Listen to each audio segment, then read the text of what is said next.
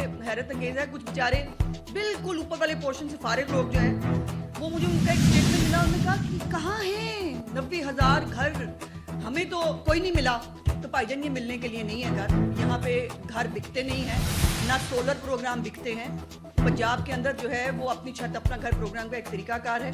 जिसके तहत 90,000 घर लोगों ने अपने हाथों से बनाए। जिनको नहीं नज़र आ रहे उनके लिए मेरी दिली दुआ है। अब ये जो सबसे पहला इसके अंदर एजेंडा आइटम था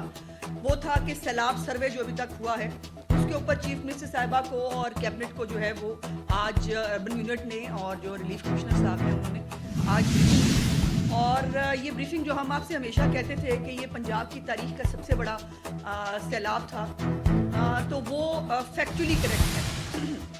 आज बाकायदा जो है वो उन्होंने सालों के साथ जो है रिलीफ कमिश्नर साहब ने बताया 1955 में सिर्फ सतलुज में जो है वो सैलाब आया था, 1988 में सिर्फ रावी में आया था, 92 में झेलम में आया था, 2010 में इंडस में था, 2014 में झेलम और चनाब 2 में था, 2025 जो है जिसको हमने जो है फेस किया है अल्हम्दुलिल्लाह उसमें जो है वो एक 3 दरियाओं के अंदर तुगयानी के बावजूद जो नुकसानात जो हुए हैं, अगर प्रिपेयर्डनेस नहीं होती, अगर पंजाब हुकूमत तैयार ना होती तो जो स्केल है हर तरह के